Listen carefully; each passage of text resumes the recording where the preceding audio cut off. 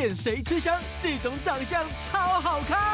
英国伦敦男孩24岁要搭讪，他怎么知道我几岁？有贴你吗？贴你吗？我有跟他拍好几支。哇，他真的有喜欢你。那种行销公司他都会欺负新人，我都没有被欺负，就是因为长得很像主管，真的很像里长的老婆。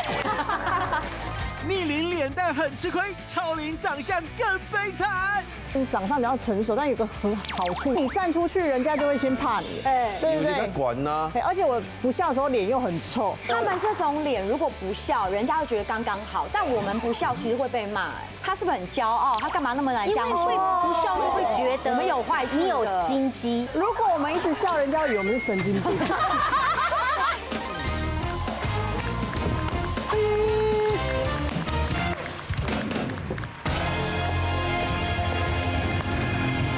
欢迎收看《女王大人，晚安。你好，外表年龄呢跟真实年龄的差距，常常会带来一些呢有趣又让人家尴尬的窘迫。因为外表跟实际年龄的差距，生活中到底发生了哪些荒谬的趣事？哦，介绍我这边是成熟代表，哎，郭庭宇，欢迎庭宇，哇，欢迎逆龄代表宇文姐，欢迎董仔，欢迎逆龄代表钟欣怡，欢迎，哇哦，不好意思，两位都已经过4奔5了吧？40多嘛40多要奔5了他40加，我45加，他们要奔5了，你们有40吗？你们？还没，目前还没。好，今天呢，我们就来聊聊年龄，因为你的确有些不一样，对好不好？来，第一个环节，外表与年龄不符，这些误会让人哭笑不得。好，你们会不会年龄差不多？没有差很多，有差还是有差你还是比较小一点我。比他小，但我其实刚出道的时候，有人说我很像宇文姐耶。哦，真的吗？真的，我刚出道的时候是像我刚出道的样子，对，不可是其实你跟刚出道很像，因为那时候少年兵团嘛。啊，有何以文是在说，因为我认识他快30年了，对啊他真的变化，他真的变得他老得很慢。对，现在很好他老得很慢的原因是什么？哎，我们希望今天能够找到原因。好不好好，张元来是这样，因为我学张元英，不要再叫我不敢。那个不好意思，何以文打岔，你再这样子，等一下我就让这个是真的走这么。我分享，因为我忍耐是有限度的。那我不如不要惹你生气，我分享一些让你开心的事。好，其实呢，最近我的好处就是刚发生，因为我每一年会给自己排一次年假，我会自己去一个国家或城市待1到2周，是只有我自己独旅。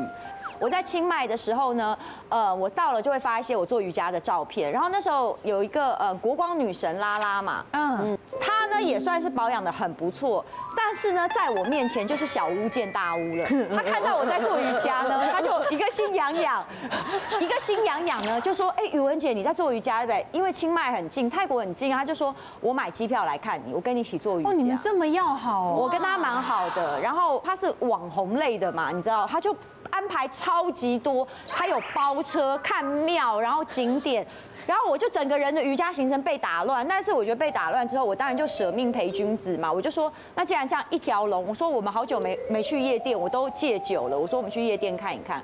我告诉你不去还好，哇，真的。一走进去，我跟你讲，我一看，我整个人心花怒放，我就说，哇，好多小鲜肉吗？我说好多我的儿子哦。然后那些清纯的眼神、结实的身材，哇塞，疯狂的什么，我整个。请问一下，你现在在用餐吗？我真的，我告诉你，那种兴奋到不行，而且我就说了，他们是我儿子的年纪，但他们全部蜂拥而至，围过来，他们蜂拥而至，跟你要压岁钱，对不对？要见长辈了，对嘛，过年不要搭讪，他怎么知道我几岁？有贴你吗？贴你吗？你当时的打扮是大概什么风格？我是穿这样子哎，平口的，我是穿小可爱跟热裤哎，我穿这样子，类似这样，这个看起来还有戴那个耳机吗？这还有文青风，我耳机挂这边。你这蛮刻意的。对，什么刻意？比较刻意，我平常年轻人，对，我没有打扮很少女。对啊，我平常都是这样子的。然后我就看到有一个弟弟很可爱，然后旁边有一群人，然后我就跟他聊天，我就说你们几岁？他说大学刚毕业，英国伦敦男孩24岁，体育系毕业，双子座。你看我问多详细，我都记得起来耶。我告诉你，那是做笔录吧？他会把他的星座、出生年月日，然后所有东西都告诉你，那是笔录。既然他那么诚实，我也是诚实的告诉他，然后我马上就说，其实我们是台湾的明星啦。然后我就说，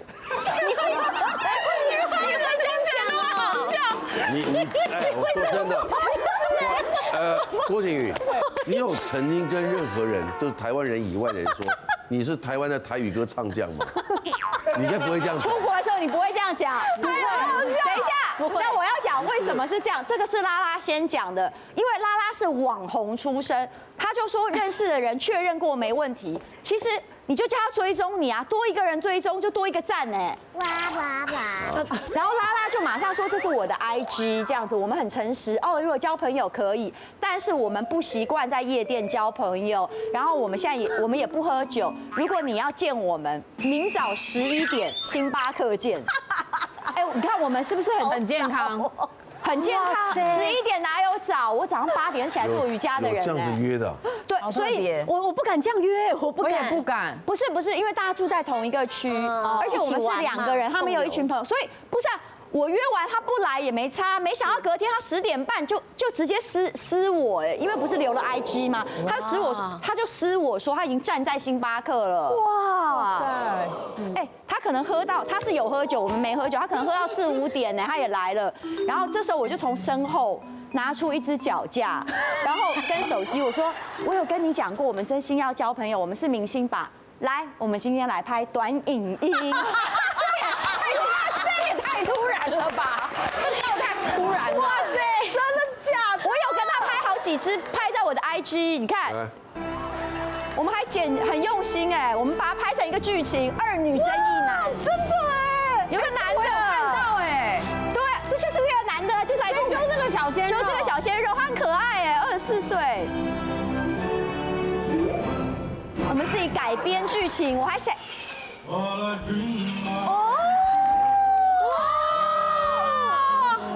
他自己加戏耶，我们没有套好哎。哇，他真的有喜欢你，但这时候他知道你的真实年龄了吗？我拿完脚架以后，我就有跟他说，那你知道我们几岁了吗？你确定要拍哦？拍了以后，影片在我手中，我怎么剪辑你不能控制哦。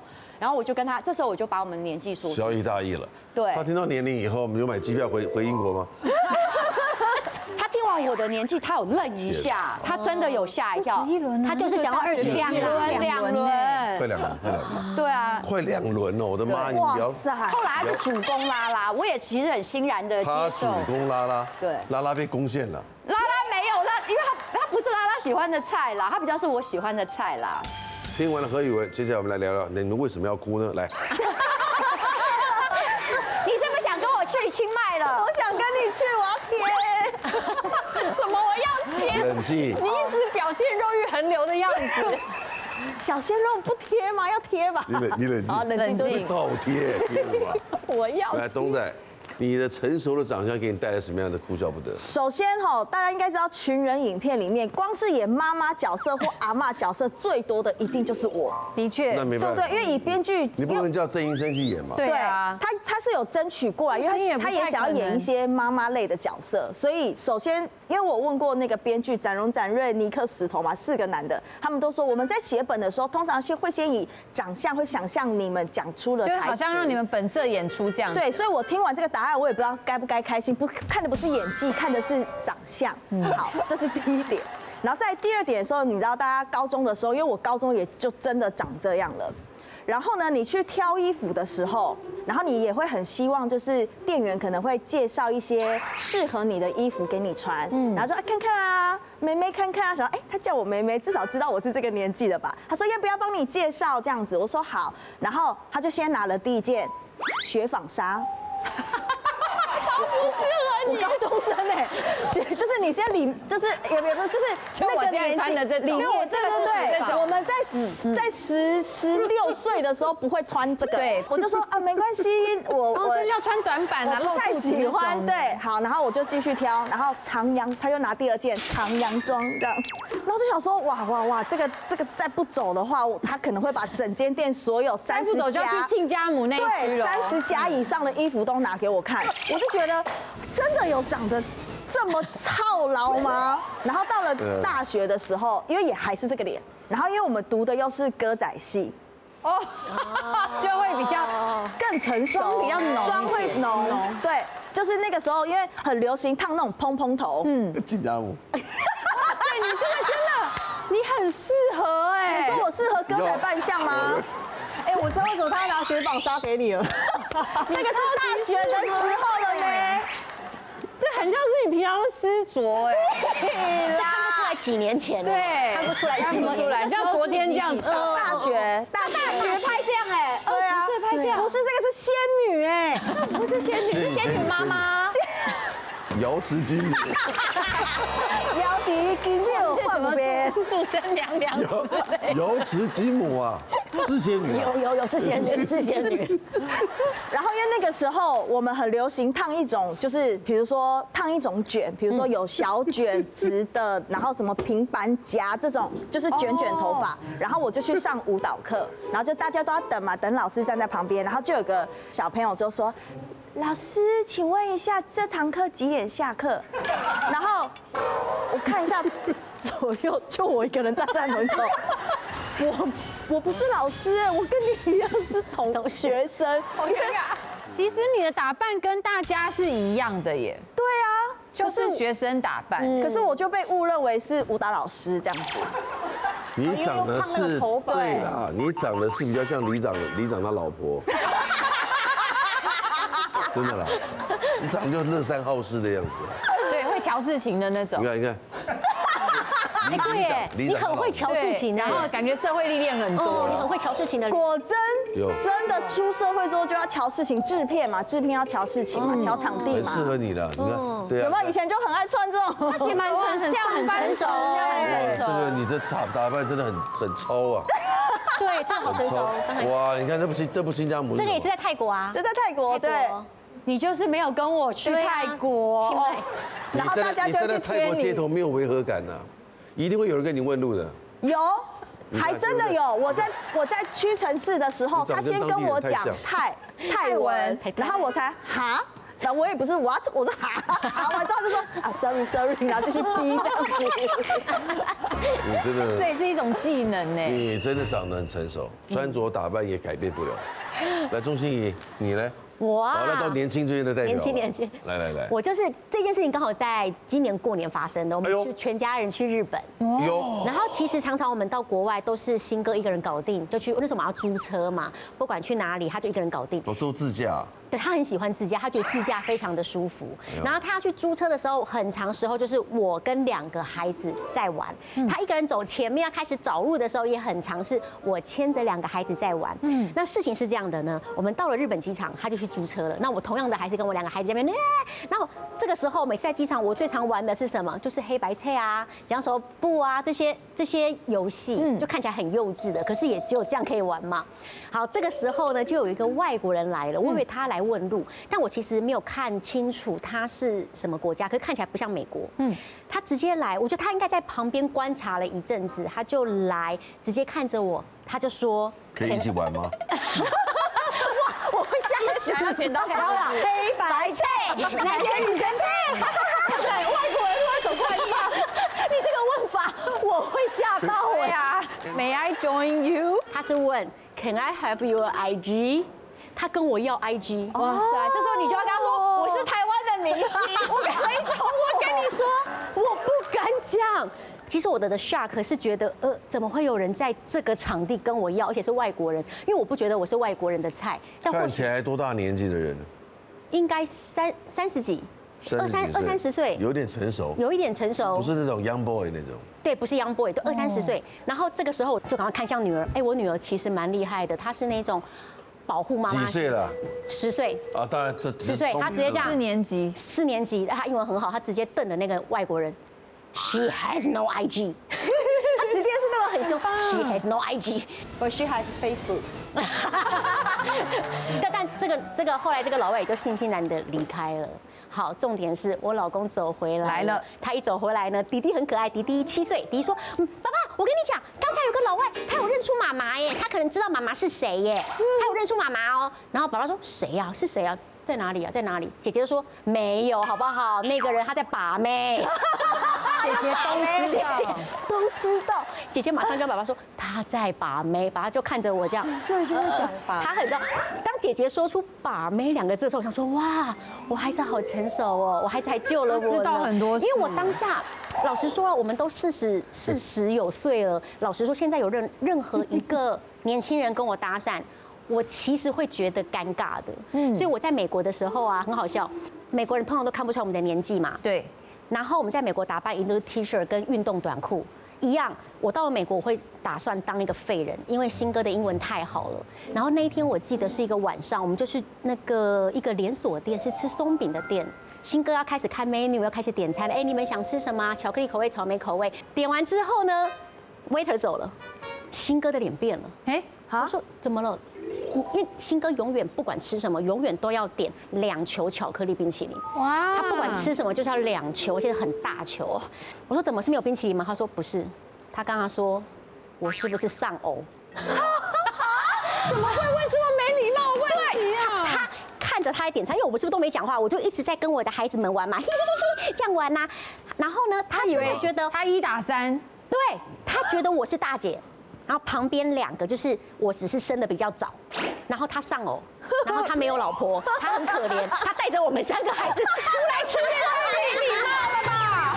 而且在一个下雨的夜晚，那一天整个餐厅只有我们真的看成3个孩子啊！哦，他真的觉得哇，新哥。一个人很可怜，因为我们怎么做你知道吗？新哥坐这里嘛，我们3个坐这里，因为我2个孩子很黏我，喜欢跟我这样子打打。你们这样的做真的太像丧偶了。对，这个做法像是丧偶的做法，对不对？而且你又没有在点菜，就是菜，你感觉像是陪他们玩嘛。对，那一餐呢，新哥其实不是很想给小费，很不开心。可是其实早期很多粉丝啊，他们还没有去搜寻维基百科，他们真的觉得新哥大我个8岁左右，哎。可其实没有视觉年龄啦，视觉年龄，结果是2、3岁而已啊。其实才4岁，哦，4岁才4岁，很正常。就他比较老 A 蛋呐。没有啦，他长得也不老啊，也还好。他长得不老。外国人没有外国人看不清楚我们是几岁的人。对，那是我们东方人的优势。而且我比较矮小。我们东方人真的长得比较年轻。对，在美国是不是皮肤比较没有皱纹？这是种族基因的问题。对。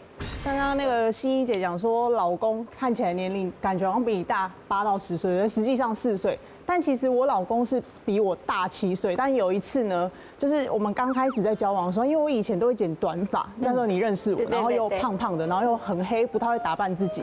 那因为刚开始交往的时候，有一次就是我老公说，那时候是男朋友，他就陪我去按摩。然后因为那时候刚好分1人1间，然后按完之后，然后那个服务人员就说。哎，你赶快穿，就是赶快整理好，你弟弟在外面等你。你弟弟在外面等你，哎，好生气哦！他个比较小啦，对，因为个比较小。他个子比较小，然后他的脸又比较属于娃娃脸。你说啊，这是后来没讲拇指就不错了。对，这个时候是我。后来超级胖的时候，那时候有没有很像他的阿姨？那时候已经生小孩了吗？生完第1胎，然后最胖的时候。哇，他真的，那时候你胖瘦子真的差好多。落差有没有差2、10公斤？35。哇，35啊，那真的差35，就是因为而且我是从小就大概就是都是肉胖胖的，然后是一路上越来越巅峰这样，所以其实我在越来越巅峰。对，其实我在念小学的时候就很吃亏，因为这样的外表，然后也是都。不会打扮啊，然后有一次我妈就是很喜欢带我跟他们那种朋友啊去游览嘛，然后很多那种阿姨有没有？他们就一日游那种，很热情哦啊！因为我小时候就爱唱歌，所以我都会在游览车上面唱歌，所以大家都会就是那些婆婆妈妈就会很喜欢跟我聊天，喜欢我哦啊，就跟我妈说哦，恁查囝啊唱歌呢哦啊，生啊出高水呢啊，今年几岁啊？哦，今年啊，然后我妈妈就跟她说哦，12年级啊呢，结果那些阿姨就说。哦是哦，啊，到一间国中啊。其实那个时候以为国中2年级，对，我才国小。超龄外表大优势，在职场如鱼得水。我很常被经理被派去就是处理 OK， 他就说没有，因为我们，他讲我们是指我的意思，他说我们长得比较成熟稳重，因为这样子就是一路慢慢从什么就是一般服务生升到组长，然后实习组长，然后直接变公关领班。公关领班哦，对，所以我就觉得好了，长得成熟也是一件蛮开心的事情。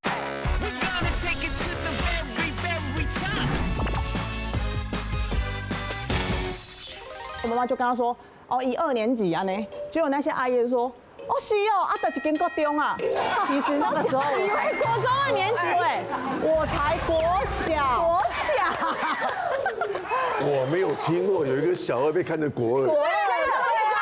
我就很壮啊，但是我就觉得你看我的腿，他真的长得很好，这真的你有听过很小二被看成我也是第一次听头好壮壮。好，然后小二被看成国二？对，小二被看成国二就算了啊，就是哇塞，对拍个写真照，高中吗？国小啦，对不起。可是这个很不是4年级10岁而已嘛。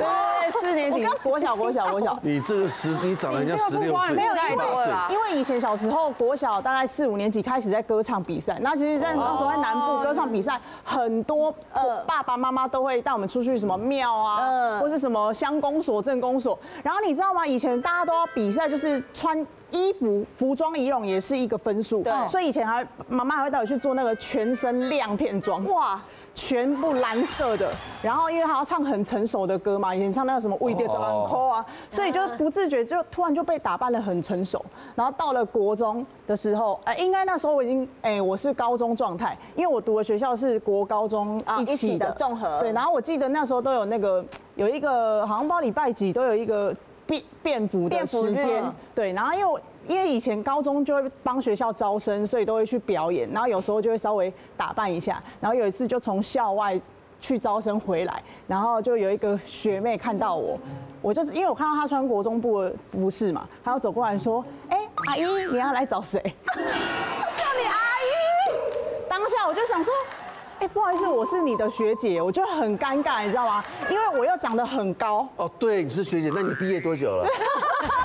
没有，他当下应该是以为我是某学生的家长，然后可能要来找，就是他们的。你是学生的家长。对，可能要来找他们班的。不意外啊，其实全是一些的超龄的歌曲。对。他的心境什么状态都必须要跟着成长啊。的确。他就会比同龄人看起来大，这没有办法。对。工作上的要求，对不对？对。但是都过去了。我们的第2个环节更重要了。来，第2个环节。长相表里不一，竟然有这种好事。哦。刚刚的故事已经长到大学了。那大学就会开始步入社会去打工了，这样子。那我的第1份工作就是餐饮业。那因为那个餐饮业它是比较中高级的西餐厅，所以我们是会要穿制服的。对。那你在穿制服服务客人的时候呢，你就会遇到OK。所以你知道我们有一些OK的经典语录也是这样来的。对。总之呢，就是。我会发现，我现在回想起来，我很常被经理被派去就是处理 OK， 比如说什么汤等太久啊，因为尤其是酥皮嘛，然后牛肉怎么不够熟啊，要开红酒啊，然后有一次我就特别好奇，我就问我经理说，为什么每次都是叫我去，明明就还有副理主任，而且他们是男生，然后都叫我，他说。他语重心长，他真的把我当女儿看待，只是他讲话很直接，他就说没有，因为我们，他讲我们是指我的意思，他说我们长得比较成熟稳重，你不要笑，他还想让你好过一点，对，他想让我好过，因为我们长得比较成熟，所以你有没有发现，你每次这样子处理完客数，大家都很开心，所以这也是一个你很好成长的事情，一个优势这样子。然后，其实我在当下听的时候，我只觉得哦，对我好像在餐饮业就是学到了一个技能，这样子很会把诺啊，很会处理事情。我也因为这样子，就是一路慢慢从什么就是一般服务生升到组长，然后实习组长、然后直接变公关领班。公关领班对，快我那个时候才好像20岁。就看起来很干练那样子。对，然后就是对就是你就很走办事有事情都是叫我去瞧你看，然后那个时候是情人节我们都会有一些好可爱哦。对你长得真的很像里长他老婆。情人节啊，然后这制服，对对。然后还有一句话是他说，而且我们长得比较平庸，你一定要化妆。那也太伤人了吧！可是我后来懂这个意思了，因为我餐厅经理他是从国外留学回来的，他觉得女生化妆是一个礼貌，而且比较有气势。的确。对，你也有感觉到？我有感觉到，我后来在小时候当下听到，其实是想说，哈，是嫌我丑的意思吗？结果其实不尽然，是指说化了妆比较有气势，然后人家看起来也会比较尊敬你。的确，对，是优势，是真的有好处。对对，最后就变成比较你想想看，你在那个打工的时候，对。如果同样的话让钟欣怡我去来讲，瞧事情，人家还会再欺负我一下，就不听。对，就会觉得讲话比较没有小孩分量，子小孩。没有，也不会说那么多了。一看他，叫你妈来。哦，没有讲那么多。对，同样的事情你讲就比较有公信力。他气势比较。然后后来餐厅还有一个故事，餐厅结束之后，然后因为我们就开始这群人了嘛，然后我是制片，所以我要跟着业务去开会。那有的时候，比较资深的主管他就会交代说，有些那种行销公司他都会欺负新人，你们讲话的时候要小心，那个简报一定要准备好。然后我就回想，我这一路以来我都没有被欺负。哎呦，应该就是因为长得很像主管，对，但其实我是新人，你这样真的太好了，这个优势很大，对不对？就比较不会被欺负。然后一个眼神，人家想说是不是在生气这样子？对，而且感觉你黑白两道都很熟，就有一种乔氏姐的感觉，就觉得你的背上左边是龙，右边是虎啦，大概就是这样。然后一通电话就是警政署长都联络得到那种。哇，这样听起来好像蛮掐压的哦。有，出社会好多好处哦。对啊，所以我就觉得，好了，长得成熟也是一件蛮开心的事情。虽然说小时候会比较心灵的这个部分比较挫败，大家还可爱、天真、烂漫的样子，但是你享受不了，享受不了，对啦，享受不了，享受不了那种撒娇的对啊，如果我们知道以前真的会被翻，会被对啊，会干嘛这样？你现在这么漂亮是画的，还是你会越长越漂亮？哦，就是有做鼻子这样子。可是你真的越长越漂亮，真的，对，整个人亮起来。你真的很漂亮，真的。而且你这个发色真的很适合你。对，我染在红色，就是我觉得红色不是好，你这样好好看，很有质感。哇，我是来吸收正能量的。钟欣怡童颜赚大钱，何宇文却一秒歪楼。我这5年靠着我这张脸的保养，我有累积到8位数哎。哇！我觉得是把自己保养好了。我好喜欢一个人的 me time， 保养、想事情、泡澡、精油，哇，好舒服，摸自己的身体，好好的，那边就很肉欲了。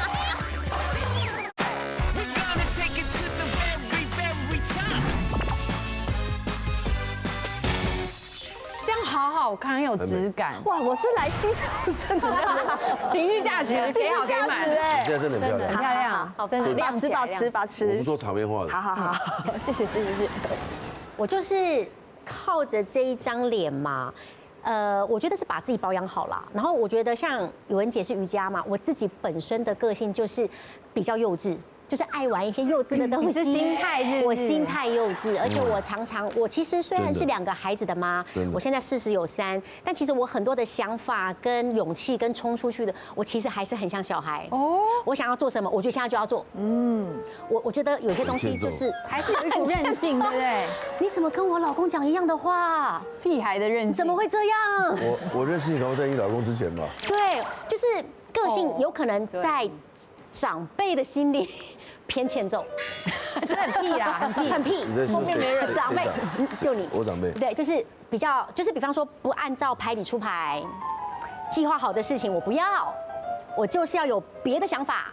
我们要这样走，我就是不循规蹈矩，我就是一直这样子的一个人，我就是一个很创意发想的人，所以身旁的人就会觉得，哦，很像小孩，怎么都没有长大。如果你是这种个性的话，那你的2个孩子会比较早熟吗？为了要跟你平衡。你讲对了，因为我们家里最幼稚的是我，因为我就是我，然后呢，常常爸爸只要一不在，我就这样。零食的台。然后他们就自己去打开那个柜子，就哇，妈妈你买那么多，哇塞！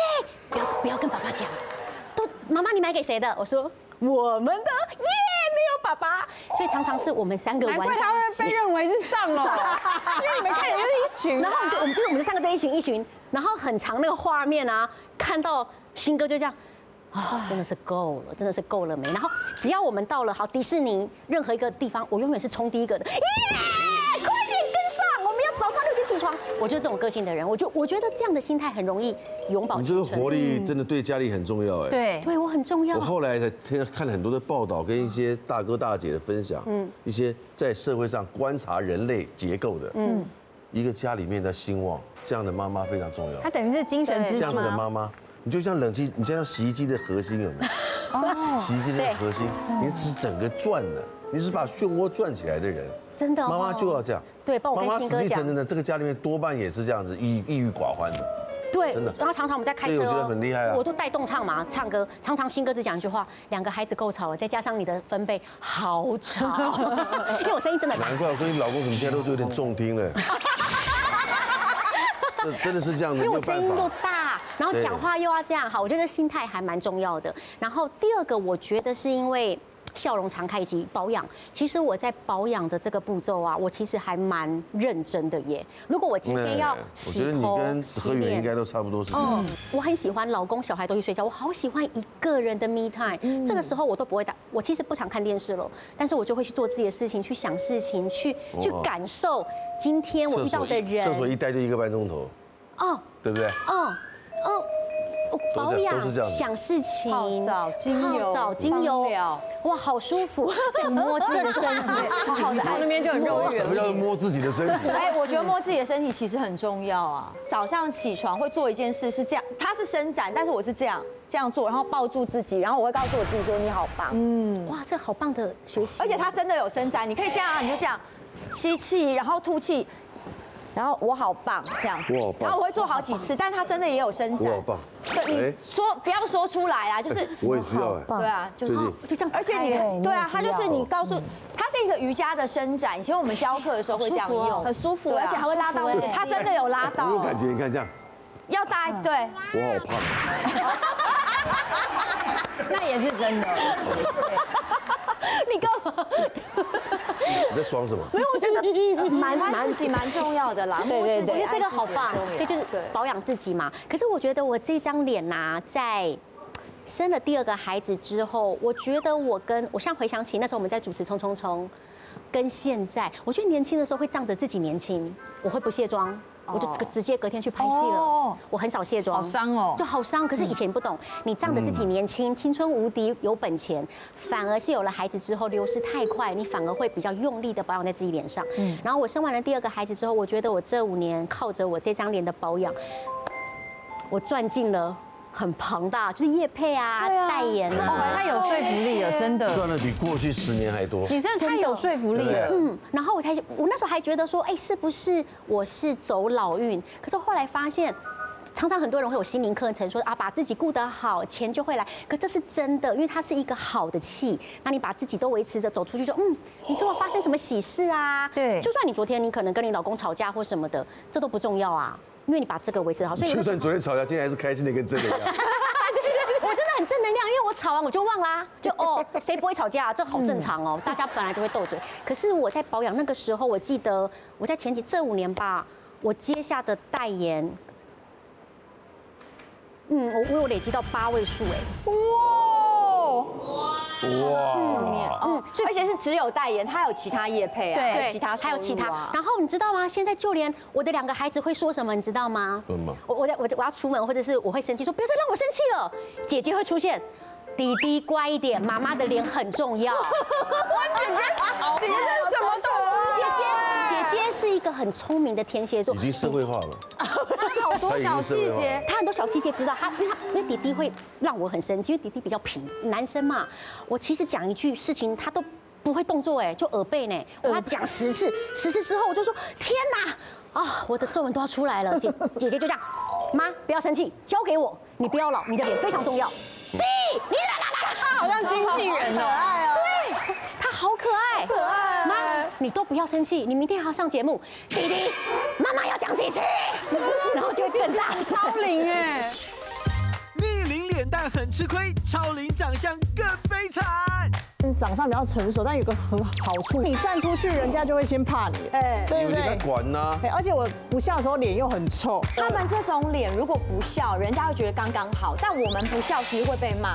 他是不是很骄傲？他干嘛那么难相处？因为会不笑就会觉得我们有坏处的，你有心机。如果我们一直笑，人家以为我们是神经病。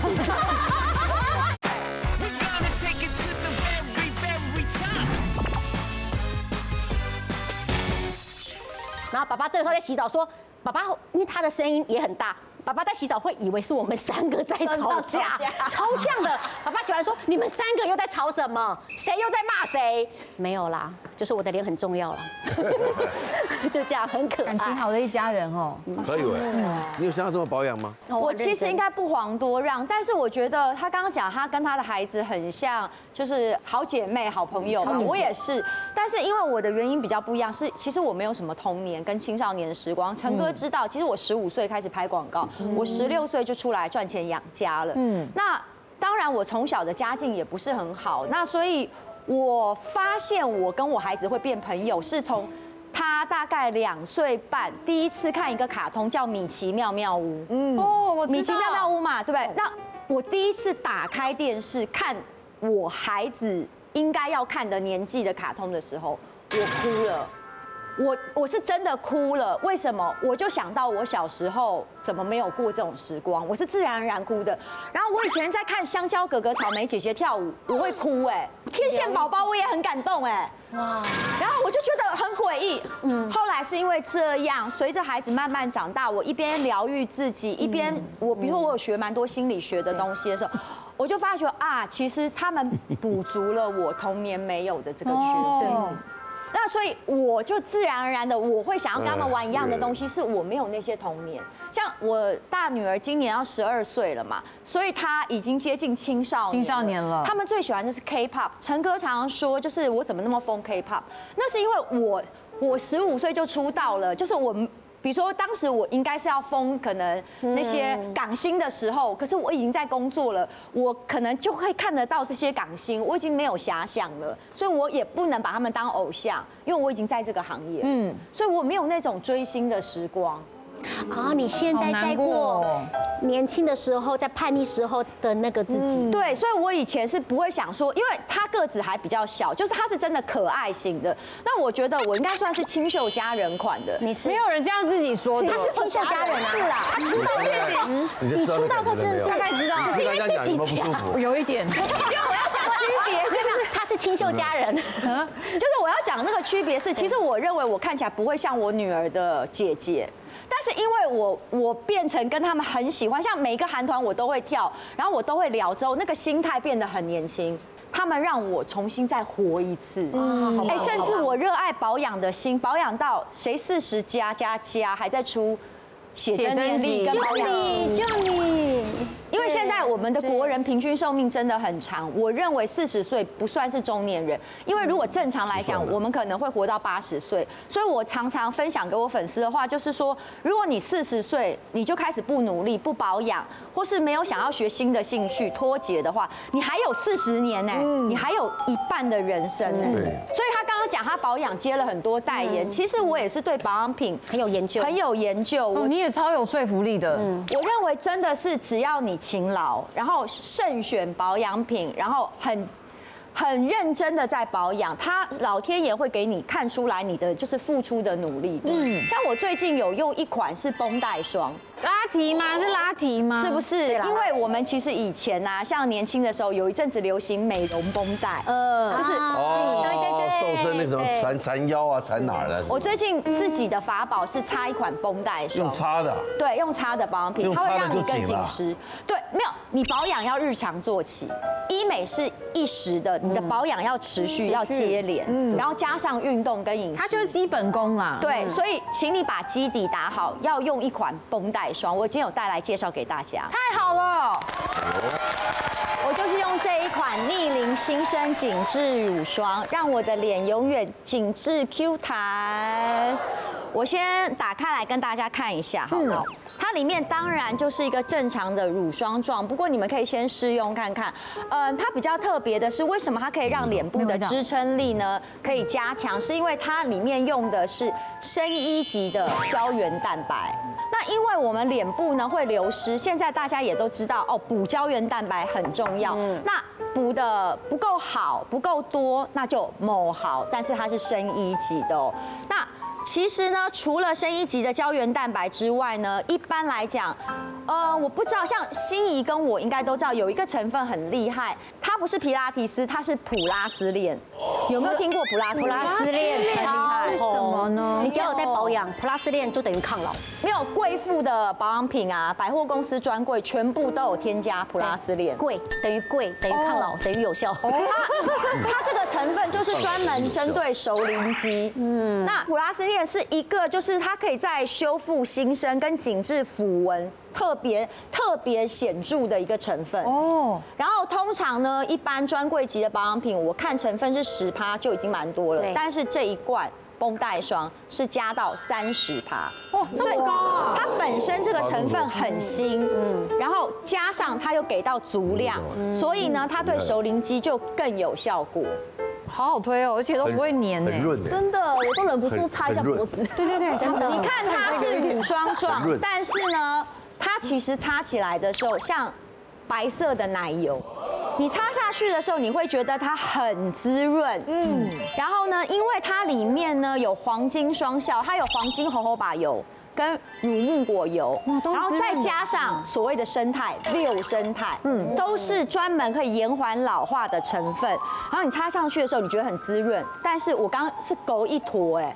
是不是很好吸收？对，它也没有白白的，也没有屑屑哦，对，整个人就吸收进去了，肌肤变亮，然后变水，但是呢，完全不黏腻。像很多人想知道我日常的保养步骤，首先呢，我会擦保湿露，也就是化妆水补水哦，然后再用精华液补足养分，再来呢，当然就是乳液保湿乳去加强保湿，然后最后就是这一罐逆龄新生紧致乳霜。然后我会把它拿出来呢，慢慢的在脸上轻轻的按摩，甚至我会带到耳后、颈部、胸前、锁骨，我都会带到。那这一罐呢，里面深1级的胶原蛋白呢，给我足够的养分跟支撑力，让我一直 up 很紧实哦，太有说服力了。介绍得很好，非常好。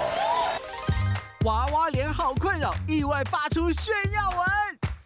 班上妈妈大家出去吃饭啊，明明就10几个人，可是其实那10几个妈妈，我其实年纪最大哎。哦，但是他们都是心仪妹，来你先坐，大家不会讲你心仪姐，他们会软，因为我对我也是。不要再骄傲了，这样不炫耀，没有，他是真心的在炫耀，真心的。对。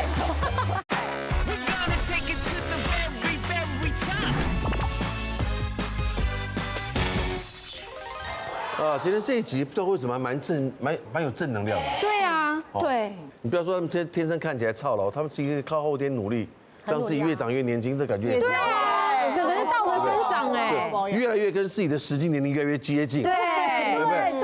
哦，不会说什么哦，比如说像个小2看起来像国2，然后到了国2看起来像高2，有没有？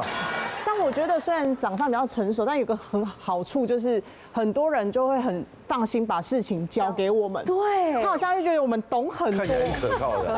社会历练足，然后也会像你一样不太容易被欺负。对，因为你站出去，人家就会先怕你。哎，对不对？有人在管呐。而且我不笑的时候脸又很臭，对，所以我出去感觉人家就会觉得好像有一点点距离感。但是因为我刚刚讲说会有那个感觉，我们是 leader 的感觉，所以比如说在安排事情上面，明明我们大家约一个局就不是我主约的，但最后就会变成我去规划，然后我去安排，然后什么事情都会被问。我想说，这不是我。他就问你来说，是几点哪里要集合？我就问你要去问谁呢？啊，比如说去问董仔，是他处理的。你虽然不笑，会不会是其实你个性是热心的？我是，那就对啦。而且我会看不下去别人怎么弄，我就觉得急性子。在身上。我后来想说，算我处理，但是也有一个好处哦，你就可以选一些他们好，比如他们说我想要吃泰式，那你就去找哦泰式，我想要吃哪一家，我就说哦，这家超好吃的。然后大家都会很相信，对，因为他们就会觉得你懂很多嘛，你一定吃过很多对，家。但实际上我就会尽量都不踩雷，所以我觉得这是一个很没有棒的。他们这种脸，如果不笑，人家会觉得刚刚好，但我们不笑，其实会被骂。哦，对，对不对？这是我们的原罪我们会被在脆上面会说他是不是很骄傲？他干嘛那么难相处？因为不笑就会觉得我们有坏处的，你有心机，或是你这个人很骄傲，就是你要笑笑的，就是因为我们是你们不笑有心机的，他们嘞？他们不笑是应该的，正常是应该的。如果我们一直笑，人家以为我们是神经病。对，是不是？对，你就爱笑，人家觉得很阴沉嘞。告诉你，还好吗？这样子。没有，对他们突然笑会觉得很阴沉，我们突然不笑，人家会觉得我们很诡异。对，我真的是这样，我也是，我很多这种困扰。对，然后也因为这样子，然后结交到很多好朋友，所以其实那之前就是办婚礼的时候，也很多演艺圈的大哥大姐都很愿意来帮忙我，比如说小虎哥，免费来帮我唱歌，哇塞，然后秀清姐免费，对，真的他们真的都是免费来帮忙我。哇，金佳琪做钢琴，然后荒山亮大哥，好羡慕哦彩华姐啊，哎呦，对，而且他跟人家邀约，他的态度也可以比较中立。对，像我们这种跟人家邀约要撒娇一下，是不是？我几岁了？就像我如果跟白云哥说，白云哥，你来帮我拍一个什么？他还说好好讲话，我都要说。可是我说白云哥，说到底我还比你早出道，我就要跟你好好讲话。说到底，就是你懂我说，就是我们永远都没有办法自己以解自居。人家会把你看成是小妹妹。岁寒呢？对，虽然我出道也20年了，可是，在团体里面呢，大家不会讲你心仪姐，他们会软，因为我比较对我也是。然后班上妈妈大家出去吃饭啊，明明就10几个人，可是其实那10几个妈妈，我其实年纪最大哎。哦。但是他们都说心仪妹，来你先坐，来坐这边，要吃什么？来，要不要吃？来，我照顾你，这边你不会走。但他们被叫姐就是很理所当然。不要再叫了。我们这样说没有，我们是真的，我们工作上真的有碰到很多困扰，真的，我还曾经碰过那种30岁的摄影，我用了一个摄助。然后他的女朋友才20几岁，他女朋友介意我使用，不是使用，我聘请她男朋友，就是我是一个，还跟你他觉得会出事，我比他男朋友大了快18岁，他怎么会觉得有幻觉？这是不是一种表面上在抱怨，但实际上在炫耀人？没有，凡尔赛式的，他是真心的在炫耀，真心这样。对，时尚教母啊 ，Coco Chanel 说过，一个人可以变老，可以年老，但绝对不能变旧。就要记得哦，一个人可以年老，因为年纪它是一直，因为时间是一把杀猪刀嘛。真的，老是事实，但不能变旧。岁月可以改变我们的年龄，却代表着我们的魅力跟态度。赞。所以不论是那时候逆龄童颜啦，还是老气横秋啦，最重要是可以活出自信，拥抱自己的年龄跟你现在的样貌。没错。好，魅力无限的女王大人，我们下次见。 See you。拜拜。